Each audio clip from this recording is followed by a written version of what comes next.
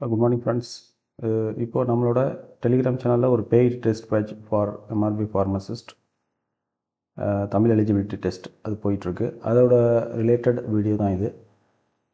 இப்போ இந்த வீடியோவில் நம்ம ஜஸ்ட் ஒரு இன்ட்ரடக்ஷன் பார்த்துடலாம். ஆல்ரெடி ஒரு இன்ட்ரடக்ஷன் வீடியோ நம்ம இதுக்கு கொடுத்துருக்கோம். இந்த டெஸ்ட்டில் உங்களுக்கு மோர் தென் 2000 கொஸ்டின்ஸ் வரும். எம்சிக்யூஸ் உங்களுக்கு கிடைக்கும் இதில். ஓகேங்களா? இந்த 2000 எம்சிக்யூஸ் ப்ளஸ் தான் ஆகும். அதாவது 2500 வரைக்கும் போகிறதுக்கு சான்ஸ் இருக்குது. ஆனால் 2000 ஷியூராக வந்து இந்த டெஸ்ட் முடிக்கிறதுக்குள்ளே உங்களுக்கு கிடச்சிரும். இந்த டெஸ்ட் எப்படின்னா 15 டெஸ்ட்டில் வந்து உங்களுக்கு 6th to 10th new book cover ஆகும். எகெயின் ஒரு 4 டெஸ்ட், அந்த 4 டெஸ்ட்டில் மார்க் டெஸ்ட் இருக்குது, ப்ளஸ் வந்து ப்ரீவியஸ் இயர் கொஸ்டின் அதோட டெஸ்ட் இருக்குது. தென் வந்து நமக்கு இந்த ஓல்டு புக் அதை எல்லாமே கம்பைன் பண்ணி அதில் இம்பார்ட்டண்ட் ஏரியா மட்டும் எடுத்து 1 or 2 டெஸ்ட் எல்லாம் சேர்த்து ஒரு மேக்ஸிமம் 20 டெஸ்ட்டு வரைக்கும் இந்த டெஸ்ட் பேட்ச் போகிறதுக்கு சான்ஸ் இருக்குது. இதுதான் இதில் உள்ள இது. இந்த ப்ரீவியஸ் இயர் கொஸ்டின்ஸ் வந்து உங்களுக்கு நீங்கள் அட்டன் பண்ணி பார்க்கும்போது உங்களுக்கு நல்ல ஒரு கான்ஃபிடென்ட் கிடைக்கும். உங்களுக்கு கொஸ்டின் நல்லா அனலைஸ் பண்ண முடியும். என்னென்ன கொஸ்டின்ஸ்லாம் வந்திருக்கு, நம்ம டெஸ்ட் பேட்ச்சில் எப்படி அதை நம்ம எடுத்துருக்குறோம் அப்படிங்கிற கம்பேரிசன், அந்த மாதிரி விஷயம்லாம் உங்களுக்கு கிடைக்கும். நம்ம ப்ரீவியஸ் இயர் கொஸ்டின் எம்ஆர்பியை பேஸ் பண்ணி தான் நம்ம இந்த டெஸ்ட் பேட்சை நம்ம வந்து ப்ரிப்பேர் பண்ணியிருக்கோம். அது ப்ரிப்பேர் பண்ணது வந்து Mahatma TNPSC institute, online institute தான். அவங்க வந்து ஆல்ரெடி கவர்மெண்ட் போஸ்டிங்கில் இருக்காப்புல. அவர் தான் இப்போ ரெடி பண்ணி நம்ம கொடுத்துருக்காரு. ஸோ அந்த மகாத்மா இன்ஸ்டியூட்டில் நம்ம கேட்டுக்கிட்டோம், இந்த மாதிரி ஒரு எம்ஆர்பிக்கு போயிட்டுருக்கு, நமக்கு கொஞ்சம் ஹெல்ப் வேணும்னு சொல்லிட்டு. அது ரிலேட்டடாக அவங்க இந்த ஹெல்ப் நமக்கு கொடுத்துருக்காங்க. கொஸ்டின்ஸ் ரொம்ப நம்ம ஸ்டாண்டர்டாக இருக்குது. ஸோ அட்டன் பண்ணுங்கள். அட்டன் பண்ணிங்கன்னா உங்களுக்கு ஃபுல் புக் வந்து கவர் ஆகும். 6th to 10th கம்ப்ளீட்டாக எல்லா புக்குமே கவர் ஆகிடும். அதில் வந்து ரிவைஸ் பண்ணுறது உங்களுக்கு குயிக்காக ஈஸியாக நீங்கள் ரிவைஸ் பண்ணிக்கலாம். சரிங்களா? இம்பார்ட்டண்ட் ஏரியா நீங்கள் தேடி தேடி படிக்கிறத விட நீங்கள் கொஸ்டின் அட்டன் பண்ணிவிட்டு அதில் வர மிஸ்டேக்ஸ், ஆல்ரெடி ஒரு கிளான்ஸ் நீங்கள் தமிழ் புக்கை வந்து படிச்சிருக்கீங்க அப்படின்னா டைரெக்டாக கொஸ்டின் அட்டன் பண்ணிட்டு அதில் வர மிஸ்டேக்ஸ் போயிட்டு நீங்கள் திரும்ப படிக்கலாம். இல்லை நமக்கு வந்துட்டு ஃபஸ்ட்டு டைம் நம்ம படிக்கிறோம் அப்படின்னா ஒரு கிளான்ஸ் படிங்க, படிச்சுட்டு டெஸ்ட் அட்டன் பண்ணுங்கள், மிஸ்டேக்ஸை போய் திரும்ப நீங்கள் ரிவைஸ் பண்ணுங்கள். இந்த மாதிரி பண்ணாலே போதும். எக்ஸாம் முன்னாடி இன்னொரு ரிவிஷன் கொடுத்தாலே உங்களுக்கு தாராளமாக போதும். இந்த 2500 கொஸ்டின்ஸ், 2000லேருந்து 2500 கொஸ்டின்ஸ் உங்களுக்கு கிடைக்க போகுது. அதுக்குள்ளே வந்து உங்களுக்கு மேக்ஸிமம் எல்லாமே கவர் ஆகிடும். ஸோ வந்து தமிழ் அப்படிங்கிற ஒரு சின்ன ஒரு உங்களுக்கு ஒரு இது இருக்கும் இல்லைங்களா, இது வந்து கிளியர் ஆகாத, ஏதாவது ஒரு டிஸ்டர்ப் ஆகுமா, நமக்கு வந்து இதை வந்து எப்படி இதை கவர் பண்ணுறது, இவ்வளோ புக்ஸையும் எப்படி கவர் பண்ணுறது அப்படின்னு நம்ம நினைப்போம். ஸோ அந்த ஒரு ஹெசிடேஷன், அந்த ஒரு என்ன சொல்கிறதுனா கன்ஃபியூஷன் எல்லாத்தையுமே இது வந்து சரி பண்ணிவிடும். ஒரு 15 டேஸில் கரெக்டாக நீங்கள் இந்த டெஸ்ட் பேட்சை கண்டினியூ பண்ணிங்கன்னா நீங்கள் இதை முடிச்சிடலாம். இப்போ அந்த 15 டேஸில் நீங்கள் அதை முடிக்கணும்னா வந்து உங்களுக்கு ஒரு அந்த டெஸ்ட் பேட்சோட இது வச்சுருக்கேன் பாருங்கள், அந்த ஷெடியூல் இருக்குது பாருங்கள். Day 1 to Day 15க்குள்ளே உங்களுக்கு இது முடிஞ்சிடும். Day 1ல் வந்து பாருங்கள், 6ஆம் வகுப்பு முதல் பருவம். இதில் இந்த முதல் பருவம்னா அந்த ஒரு புக்கு, அந்த புக்கில் வந்து 3 இயல்கள் மட்டும்தான் இருக்கும். ஓகேங்களா? 3 இயல்கள். அடுத்தது பார்த்திங்கன்னா 6ஆம் வகுப்பு 2ஆம் பருவம், 6ஆம் வகுப்பு 3ஆம் வகுப்பு பருவம். இதில் 3 இயல், இதில் 3 இயல், இதில் 3 இயல். புக்கு முடிஞ்சிடும். 3 டேஸில் நீங்கள் வந்து 6ஆம் வகுப்போட தமிழை வந்து நீங்கள் கம்ப்ளீட் பண்ணிடலாம். புக்கில் வந்து லைன் பை லைனாக எந்தெந்த இடத்துல இம்பார்ட்டண்ட் எல்லாமே கொஸ்டின்ஸ் எடுத்துருக்கு. எதுவுமே மிஸ் ஆகாது. நீங்கள் இந்த டெஸ்ட் முடிக்கும்போது இதுக்கு பிறகு இன்னும் அடிஷ்னலாக படிக்கணும் அப்படின்னு நீங்கள் யோசிக்கவே வேண்டாம். அதை நான் ஷூராக நான் சொல்லுவேன். டெஸ்ட்டில் என்ன இருக்கோ அதை மட்டும் நீங்கள் படிச்சுட்டு புக்கை வந்து ஃபஸ்ட்டு ஒரு கிளான்ஸ் படிங்க, டெஸ்ட் எழுதுங்க, மிஸ்டேக் வர்றதை திரும்ப போய் ரிவைஸ் பண்ணுங்கள். ஏன்னா இம்பார்ட்டன்ட் ஏரியா எல்லாத்தையுமே கொஸ்டினாக கன்வெர்ட் பண்ணியாச்சு.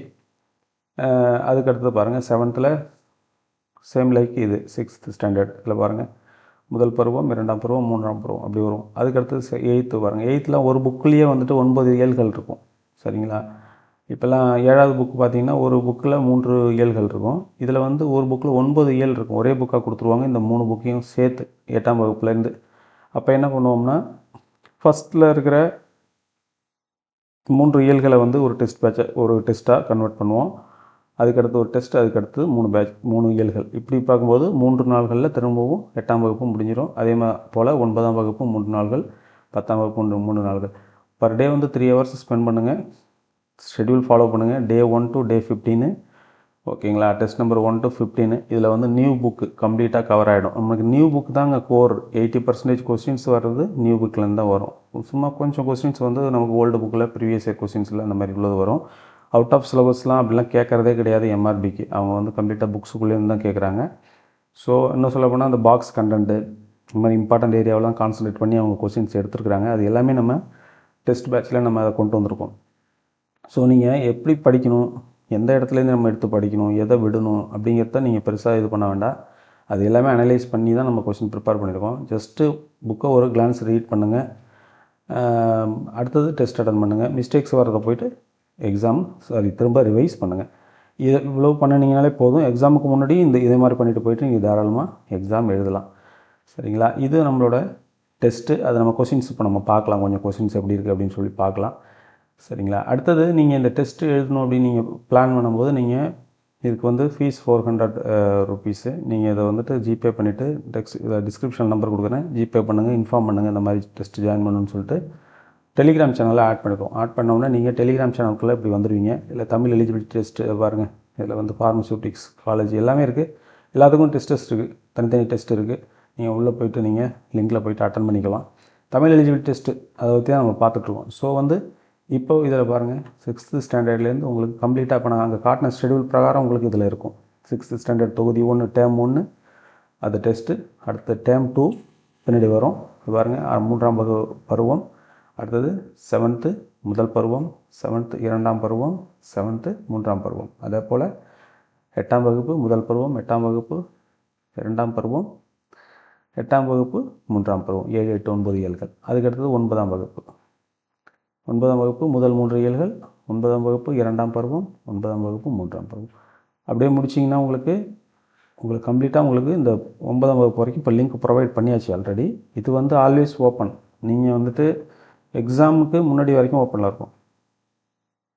சரிங்களா. எப்போ வந்து எக்ஸாம் வருதோ அது வரைக்கும் ஓப்பனில் இருக்கும். நீங்கள் வந்துட்டு இப்போ எக்ஸாமுக்கு டைம் இருக்குது, இப்போ 15 டேஸில் நம்ம வந்து இதை வந்து இது பண்ண முடியுமா அப்படின்னு நீங்கள் நினைப்பீங்க. நீங்கள் உங்களோட டைம் டேபிள் பிரகாரம் நீங்கள் முடிக்கலாம். நீங்கள் வந்து ஒரு புக்கை முடிக்கிறதுக்கு உங்களுக்கு 2 டேஸ் ஆகுது, இந்த 15 நாளில் உங்களால் இந்த ஷெடியூல் பிரகாரம் போக முடியல, 2 டேஸ் ஆகுதுன்னா நோ ப்ராப்ளம்.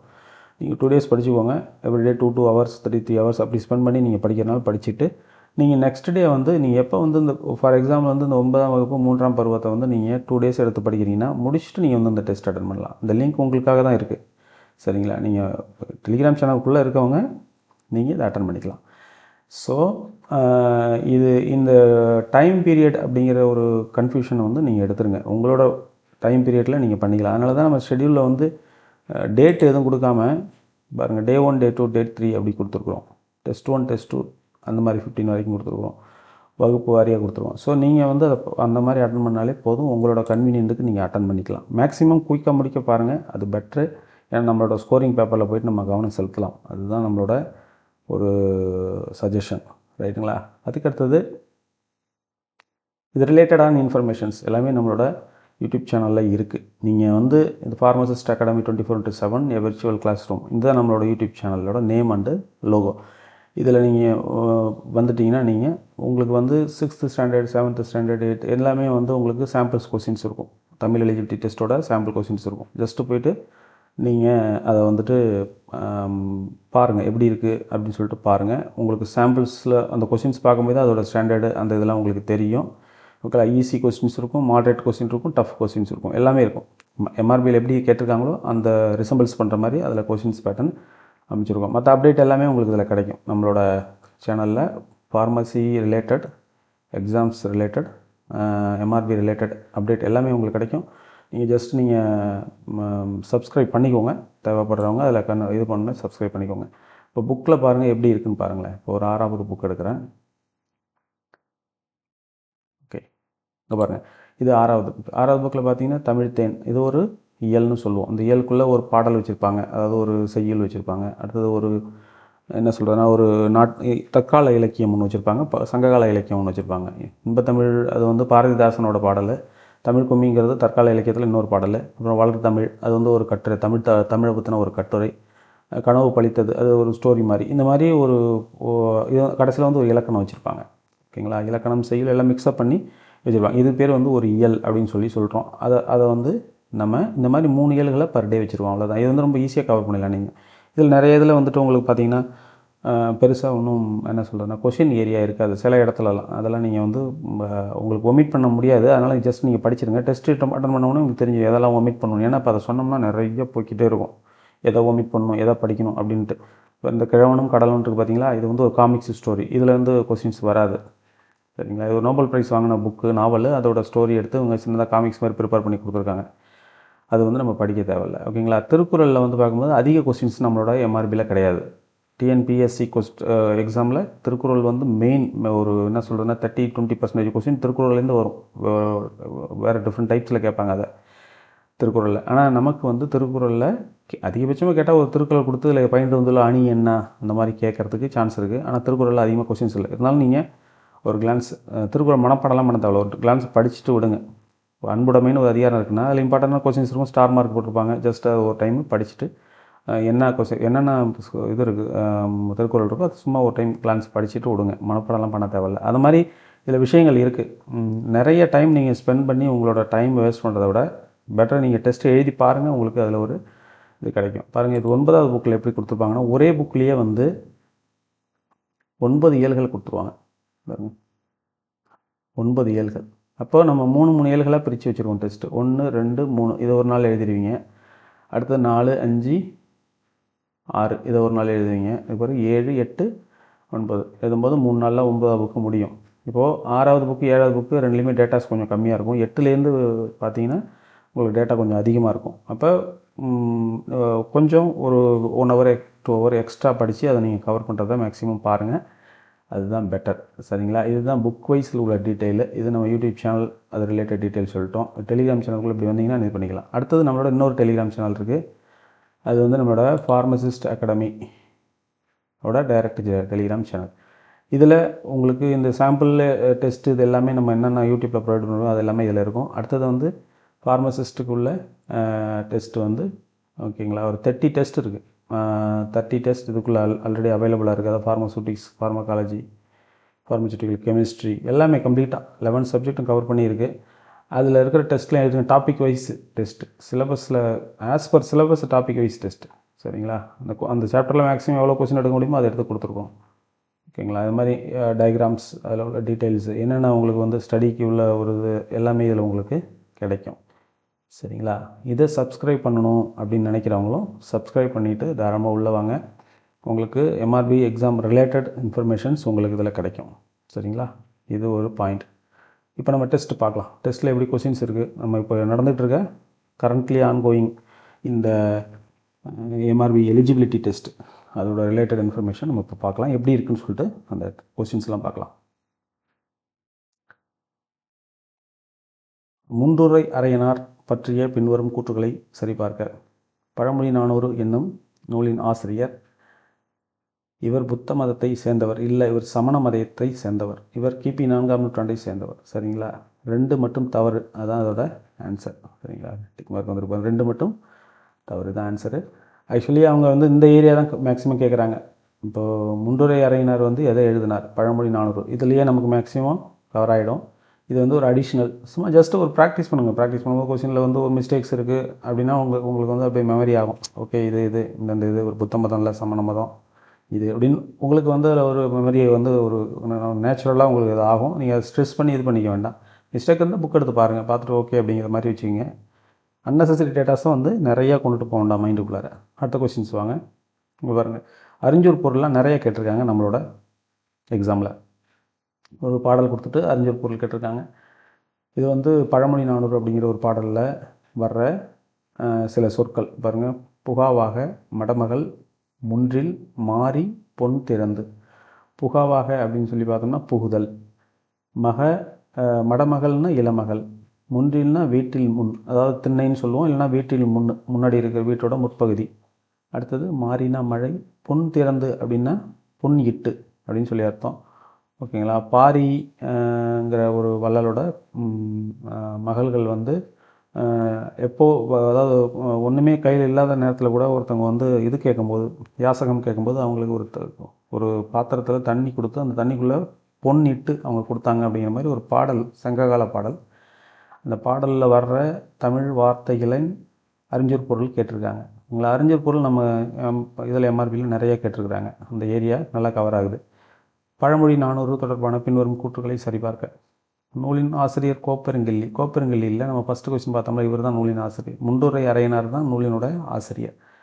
சரிங்களா? நூலின் ஆசிரியர் கேட்டிருக்கோம். ஓகேங்களா? அது தவறு. நாள் தொடர்பான பின்னொரு கூற்றுகளை சரிபார்க்க. பாருங்க, 11 கீழ்கணக்கு நூல்கள் ஒன்றாகும். அது சரி. ஓகே. அடுத்தது வந்து ஒவ்வொரு பாடலின் இறுதியிலும் ஒரு பழமொழி இடம்பெறும். இதெல்லாம் ஓகே. அப்போ வந்து ஒன்று மட்டும் தவறு. ஒன்று மட்டும்தான் தவறு. நூலின் ஆசிரியர் யாருங்க? ஃபஸ்ட்டில் சொன்ன பாருங்க, முண்டுரை அரையினார். அவர் தான் நூலின் ஆசிரியர். அடுத்த கொஸ்டின் வாங்க, பொறுத்துக்க. பாருங்கள், இதெல்லாம் வந்து இந்த மாதிரி இருக்கிறது நிறைய கேட்கறதுக்கு சான்ஸ் இருக்குது. பொறுத்துக்கலாம். பாருங்கள், இந்த குழி அப்படிங்கிறது வந்து நிலத்தோட அளவை பெயர். சான் அப்படிங்கிறது நீட்டல் அளவை பெயர். அடுத்தது வந்து மணி அப்படிங்கிறது முற்றிய நெல். முற்றிய நெல் தான் மணின்னு சொல்லுவோம். மடை அப்படிங்கிறது சொல்கிறது வயலுக்கு நீர் வரும் வழி. இது ஒரு புக் பேக் கொஸ்டின். இது மாதிரி உள்ளதெல்லாம் கேட்கறது சான்ஸ் இருக்குது. அதனால தான் அதை நம்ம எடுத்து கொடுத்துருக்கோம். பாருங்கள், மலையருவி என்னும் நூலில் நாட்டுப்புற பாடல் மலையருவி என்னும் நூல் நாட்டுப்புற பாடல்களை தொகுத்தவர் யார்? நாட்டுப்புற பாடல் தொகுத்த வந்து கீவா ஜெகநாதன். நூல் ஆசிரியர். நிறைய கொஸ்டின்ஸ் கேட்டுருக்காங்க. நூல் ஆசிரியர் கிட்டத்தட்ட 30 எம்சிக்யூஸ் ஃபைனலாக இருக்குது. பார்த்தீங்கன்னா 30 இல்லை, ஒரு 20 எம்சிக்யூஸ் நினைக்கிறேன். கொஸ்டின் நம்பர் 30 to 50 20 எம்சிக்யூஸ் வந்து மேட்ச் ஃபாலோவிங் கேட்குறாங்க. அதில் புக்கு ஆசிரியர் அதை வந்து கேட்குறாங்க. அதுக்கடுத்து பாருங்கள், போர் அடித்தல் என்னும் சொல்லாடல் எதனை குறிக்கிறது? போர் செய்தல், தானியங்களை குவித்து வைத்தல், தானிய மணிகளை நீக்கியது போக. அதுதான். இப்போது நம்ம தானிய மணிகளை நீக்கியது போக அதில் உள்ள அந்த மீதமுள்ள தானியம் அந்த இது கூட அந்த செடி கூட கலந்துருக்கும் இல்லைங்களா? அதை ரிமூவ் பண்ணுறதுக்காக, நம்ம செப்பரேட் பண்ணி எடுக்கிறதுக்காக நம்ம மேலே மாடு அந்த மாதிரி விட்டு நம்ம சுற்றி வர வைப்பாங்க. அதை வந்து போரடித்தல் அப்படின்னு சொல்லி ஒரு இது இருக்குது. அது வந்து பாடலில் வந்திருக்கு. அதில் வந்து அறிஞர் பொருள் மாதிரி நமக்கு இதை கேட்பாங்க. அதுக்காக தான் அதை எடுத்து வச்சுருக்கு. அடுத்து பாருங்கள், பொறுத்துக்க. நாற்று அப்படின்னு பார்த்தோன்னா நடுதல், நீர் பாய்ச்சல், கதிர் அறுத்தல், களை பறித்தல். இதான் பொறுத்துக்க. இது வந்து புக் பேக்கில் இருக்கிற கொஷின்ஸ் தான். இதில் இருக்கிற எந்த இதுவுமே வந்து அவுட் ஆஃப் புக்லேருந்து நம்ம எதுவுமே எடுக்கலை. அவுட் ஆஃப் புக்லேருந்து எடுக்க வேண்டிய அவசியமும் இல்லை. ஏன்னா எல்லாமே புக்குள்ளேருந்து தான் அவங்க கேட்குறாங்க. கம்ப்ளீட்டாக புக்குள்ளேருந்து தான் கேட்டிருக்கிறாங்க. அடுத்து பாருங்கள், பாண்டியர்களின் 2வது தலைநகரமாக விளங்கியது எது? இது புக்கில் இருக்கிறது தான். மதுரை, தூத்துக்குடி, கொர்க்கை, திருநெல்வேலி. திருநெல்வேலி தான் பாண்டியர்களோட 2வது தலைநகரமாக அக்காலத்தில் விளங்கியிருக்கு. திக்கெல்லாம் புகழும் திருநெல்வேலி என்ற கூற்று மற்றும் தன்பெருணை நல் புனநாடு என்ற கூற்று யாருடையது என்று கண்டறி. திருஞான சம்பந்தர் தான் திக்கெல்லாம் புகழும் திருநெல்வேலிங்கிற கூற்று சொல்லியிருக்காரு. தன்பொருணை புனல் நாடு என்ற கூற்று வந்து சேக்கிழார். எம்ஆர்பியில் இந்த கொஸ்டின் கேட்டாங்க. தன்பொருணை புனல் நாடு என்ற கூற்று. இது வந்து எம்ஆர்பியில் இந்த கொஸ்டின் ஆல்ரெடி கேட்டிருக்கிறாங்க. ஸோ அதனால தான் அதே மாதிரி உள்ள அந்த பாடத்தில் உள்ள இன்னொரு கூற்று திக்கெல்லாம் புகழும் திருநெல்வேலி. இந்த கூற்று திருஞான சம்பந்தர் சொன்னது. இது வந்து சேக்கிழார் சொன்னது. ஸோ இதை நம்ம எடுத்து வச்சுருக்கிறோம். அதை பாருங்கள். அது மாதிரி உள்ள கூற்றுகள் எல்லாத்தையுமே நம்ம படிக்கணும். டெஸ்ட் அட்டன் பண்ணிட்டு கூற்றுகள் ஏதாவது மறக்குது. கூற்றுகள் மறக்கும். பொதுவாக வந்து இந்த கூற்று இவங்களோட இது அப்படிங்கிறது நம்ம ரிப்பீட்டடாக திரும்ப படித்து திரும்ப டெஸ்ட் எழுதினோம்னா மறக்காது. இல்லைன்னா அது மறக்கும்போது நம்ம திரும்ப அதை ஞாபகப்படுத்திக்கணும், ரிவைஸ் பண்ணிக்கணும். ஓகேங்களா? படிச்சுக்கணும், ஒரு முறை படிச்சுக்கணும். அதுதான் அது. எக்ஸாம் வரைக்குமே நம்ம அதை ரிவைஸ் பண்ணி நம்ம மறக்க திரும்ப படித்து வச்சுக்கிறது நல்லது. பொதிகி ஆயினும் இமயம் ஆயினும் பதி எழு அறியா பழங்குடி. இந்த நூலில் பார்த்தீங்கன்னா இதை வந்து எழுதினவர் வந்து இளங்கோவடிகள். யார் எழுதினார்னு கேட்டிருக்காங்க. இளங்கோவடிகள். அவர் வந்து பொதிகை மலையையும் இமயமலையையும் குறிப்பிட்டு சங்ககால நூலிலேயே ஒரு பாடல் வந்து வந்திருக்கு. சரிங்களா? இதை பற்றி நம்ம கேட்டிருக்காங்க. இப்போ இந்த மாதிரி உள்ள கொஸ்டின்ஸ் எல்லாமே நம்மளோட புக்கில் வந்திருக்கு. நூலாசிரியர் இங்கே பாருங்கள். வானரங்கள் கனி கொடுத்து மந்தியோடு கொஞ்சம், மந்தி சிந்து கனிகளுக்கு வான்கவிகள் கெஞ்சம். இந்த பாடலை இயற்றியவர் யாருன்னா ராசப்ப கவிராயர், குற்றாலக்குறவஞ்சி. இந்த மாதிரி கொஸ்டின்ஸ்லாம் வந்து பொறுத்துகளையும் கேட்பாங்க. நார்மலாக வந்து இந்த மாதிரி ப்ளைனாக டைரெக்டாகவும் கேட்கறதுக்கு சான்ஸ் இருக்குது. ஸோ ப்ராக்டிஸ் பண்ணினீங்கன்னா உங்களுக்கு சீக்கிரமாக நீங்கள் படிச்சுட்டு, அதாவது எக்ஸாமில் ஒரிஜினல் எக்ஸாமில் உட்காந்து இப்போ படிக்கிறீங்க. தமிழ் கொஸ்டின் ஒரு கொஸ்டின் இப்படி படித்து அதுக்கு ஆன்சர் தேடுறீங்க. இந்த டைம் இருக்குது பார்த்தீங்களா? அந்த டைம் கன்சப்ஷன் வந்து உங்களுக்கு டெஸ்ட் பேட்ச் நீங்கள் அட்டன் பண்ண கம்மியாயிடும். நீங்கள் குயிக்காக அப்படி பார்ப்பீங்க, பார்த்தோன்னே ஓகே வந்துட்டு டக்குன்னு ஆன்சர் போட்டுருவீங்க. இந்த டைம் டிலே ஆச்சுன்னா நீங்கள் 30 கொஸ்டின்ஸ் தான் படிக்க முடியும். ஏன்னா 1 ஹவர் டெஸ்ட்டு இது. 50 கொஸ்டின் 1 ஹவர். நீங்கள் எடுக்க வேண்டிய மார்க் 20 மார்க்கு தான். இருந்தாலும் அந்த 20 மார்க்கை நீங்கள் டெஃபினட்டாக மேக் ஷூர் பண்ணணும்னா 50 கொஸ்டின் அட்டன் பண்ணணும். 50 கொஸ்டின் அட்டன் பண்ணுறது உங்களுக்கு டைம் இல்லைன்னா உங்களுக்கு வந்து அது பெரிய ட்ராபேக்காக போயிடும். நீங்கள் என்ன பண்ணுங்கள், மேக்ஸிமம் வந்து டெஸ்ட்டை அட்டன் பண்ணி ஃபாஸ்ட்டு ஸ்பீட்னஸை வந்து கொண்டு வந்துடுங்க. 1 ஹவர் டெஸ்ட்னா 45 மினிட்ஸில் நீங்கள் போட்டுடணும். 45 மினிட்ஸில் போட்டு ஒரு 15 மினிட்ஸ் ஏதாவது மிஸ்டேக்ஸ் இருக்குன்னா பார்த்து சரி பண்ணி திரும்ப அதை சப்மிட் கொடுக்கணும். அந்த மாதிரி நீங்கள் பிளான் பண்ணிக்கோங்க. டைம் டிலே ஆச்சு அப்படின்னா அது வந்து இட் இஸ் ஈக்குவல் டு என்ன சொன்னால் ராங் ஆன்சர் போடுறதுக்கு நிறைய சான்சஸ் இருக்குது. பின்னாடி இருக்கிற மற்ற கொஸ்டின்ஸுக்கு ஒரு கொஸ்டின் போட்டிங்க, மீதி 20 கொஸ்டின் 20 கொஸ்டினில் ராங் ஆன்சர் வரதுக்கு வாய்ப்பு இருக்குது. ஏன்னா குயிக்காக படிப்பீங்க, குயிக்காக ஆன்சர் சூஸ் பண்ணுவீங்க, தப்பாக போயிடும். அதனால் ப்ராக்டிஸ் பண்ணணுன்னா உங்களுக்கு ஒரே வழி வந்து டெஸ்ட் பேட்ச் தான். டெஸ்ட் பேட்சை ப்ரொமோட் பண்ணுறதுக்காக அதை சொல்லலை, நான் நிதர்சனத்தை சொல்கிறேன். நீங்கள் பண்ணினீங்கன்னா உங்களுக்கு அது பெனிஃபிஷியலாக இருக்கும். அதுக்காக தான் சொல்கிறது. இதான் டீட்டெயில்ஸ். தேவைப்படுற நண்பர்கள் வந்து நம்மளோட நம்பர் வந்து இதில் இருக்குது, டிஸ்கிரிப்ஷனில் இருக்குது. நீங்கள் டெக்ஸ்ட் மெசேஜ் மட்டும் பண்ணுங்கள், ஜாயின் பண்ணணும் அப்படின்னு சொல்லிட்டு டெக்ஸ்ட் மெசேஜ் மட்டும் பண்ணுங்கள். இந்த ஷெடியூல் உங்களுக்கு நான் அனுப்பி விட்றேன் உங்களோட வாட்ஸ்அப் நம்பருக்கு. ஷெடியூல் ஒரு டைம் நீங்கள் வாட்ஸ்அப்பை பாருங்கள், தென் நீங்கள் பேமெண்ட் பண்ணுங்கள். பண்ணிவிட்டு எனக்கு ஸ்க்ரீன்ஷாட் அனுப்புங்க. ஸ்க்ரீன்ஷாட் அனுப்பிச்சோடனே உங்களை டெலிகிராம் சேனல் ஆட் பண்ணிடலாம். நீங்கள் டெஸ்ட் எழுத ஸ்டார்ட் பண்ணலாம். சரிங்களா? இதுதான் இப்போ வந்து இதில் இருக்கிற டீட்டெயில்ஸு. உங்களுக்கு என்ன குவைரிஸ் இருந்தாலும் நீங்கள் டெக்ஸ்ட்டு மெசேஜ் பண்ணுங்கள். தேங்க்யூ. அடுத்த வீடியோவில் சந்திப்போம்.